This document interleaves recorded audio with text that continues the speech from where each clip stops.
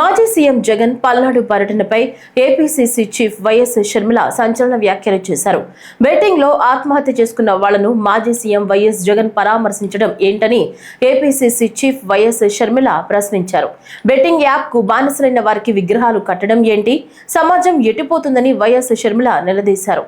ఈ క్రమంలో ఆమె వైఎస్ జగన్ కి ప్రజా సమస్యల మీద పోరాటం చేయాలి కానీ బల ప్రదర్శనలు కాదని సూచించారు.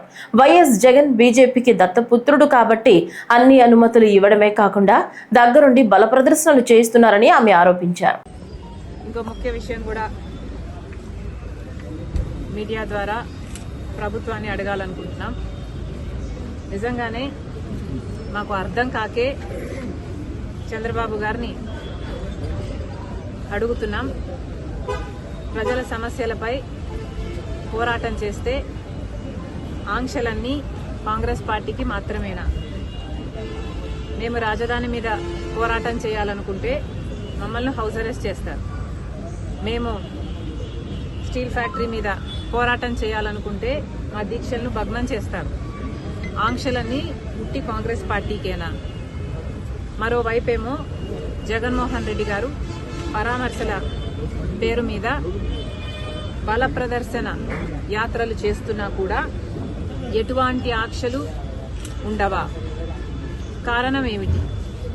జగన్మోహన్ రెడ్డి గారు మోడీ గారి దత్తపుత్రుడు కాబట్టి ఆయనకి ఆంక్షలు ఉండవా? కాంగ్రెస్ పార్టీ ఒక్కటే ఈరోజు బీజేపీకి వ్యతిరేకంగా ధైర్యంగా నిలబడి పోరాటం చేస్తుంది కాబట్టి ఒక కాంగ్రెస్ పార్టీ మీదనే ప్రభుత్వం ఆంక్షలు విధిస్తుందా? చంద్రబాబు గారైనా పోలీస్ డిపార్ట్మెంట్ అయినా సమాధానం చెప్పాలి. ఒక కాంగ్రెస్ పార్టీ మాత్రమే ప్రజల పక్షాన పోరాటాలు చేస్తుంది కాబట్టి ఒక కాంగ్రెస్ పార్టీ మీదనే మీ ఆంక్షలన్నీనా? ఇంకోవైపు జగన్మోహన్ రెడ్డి గారు పరామర్శల పేరు మీద బల ప్రదర్శన యాత్రలు చేస్తున్నా కూడా జగన్మోహన్ రెడ్డి గారి మీద ఏ ఆంక్షలు ఎందుకు లేవు?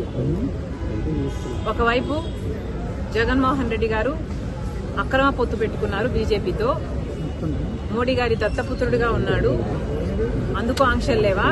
లేకపోతే జగన్మోహన్ రెడ్డి గారి దగ్గర డబ్బులున్నాయి కాబట్టి బల ప్రదర్శన చేయడానికి జనాన్ని పోగు చేయగలడు కాబట్టి, లేదా పోలీసులను కొనుక్కోగలడు కాబట్టి జగన్మోహన్ రెడ్డి గారి మీద ఏ ఆంక్షలు లేవా?